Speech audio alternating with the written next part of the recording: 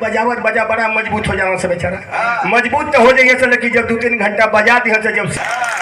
हाँ जब का जंगलू हजार देखा ताली बजा के सम्मान कैला से भाई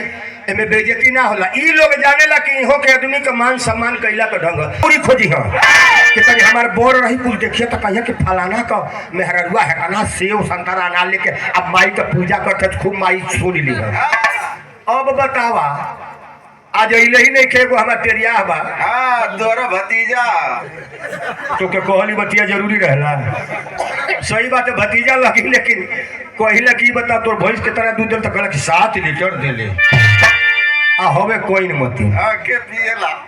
हम करे करे 7 लीटर का होला का तो के का पता है तू का पता तो के है आ सवेरे का कुल दूध चल जाला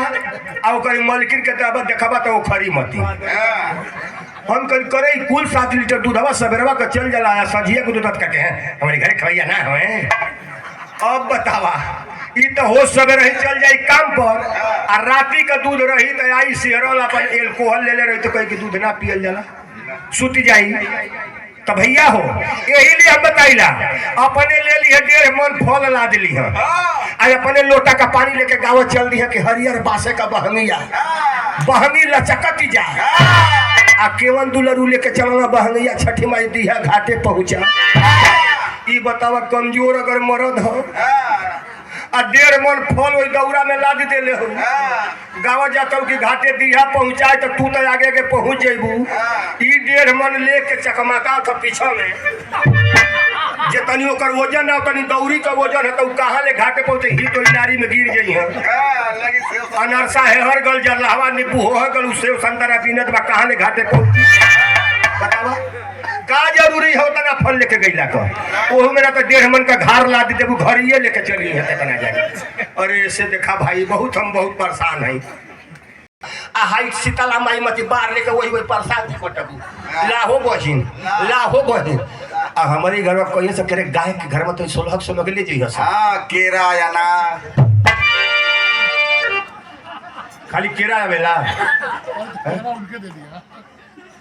मने जितना प्रसादी होला छठी माई के उजाला ए भैया अपने तो कुल बाटी घलिया बाद में घरे तो कहे कि करे प्रसादिया तो बाटे री बताओ हम के कुछ मिलल दे त मुहा में डालते अपने तनी बच्चूरन लेके संतोष कर। हां गोजियावा अब बतावा उतना बढ़िया तिहार कैलू या बाट उठ के बाद में तनी बच्चूरन लेके पानी पियत बारू का फायदा भय आ हकीकत बात बताओ तो 2 परात 3 परात प्रसादी हमारे घरे आई है जितना अगल बगल लड़का खेलत रही सब कुलहिन के बोलवा के कोई ना के खिया वसैनन के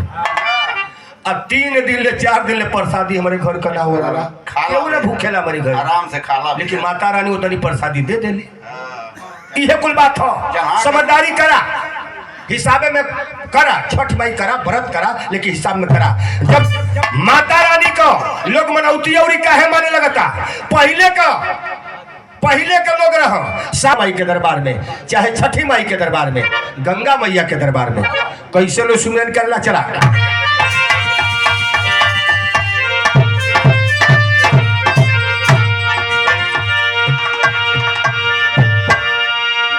सुमिरन लोग करेला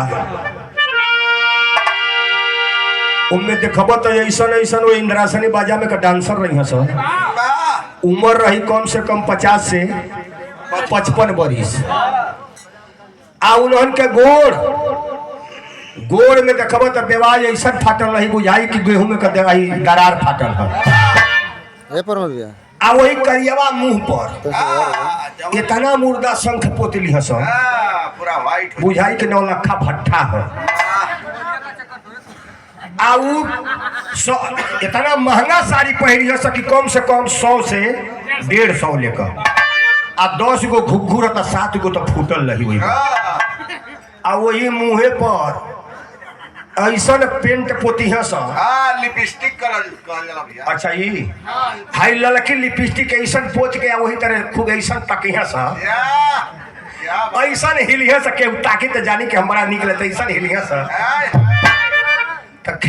ऐसा बुझाई कि कोनो भैंसा की पीठी पर भाला मार देले लेकिन बाहर माता जी के कृपा कैसे लोग सुमिरन करेला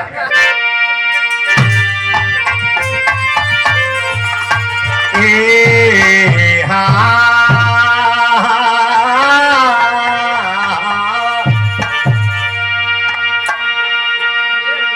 भैया ऐसी ना हो कैसी हो भैया अरे वीडियो में आवाज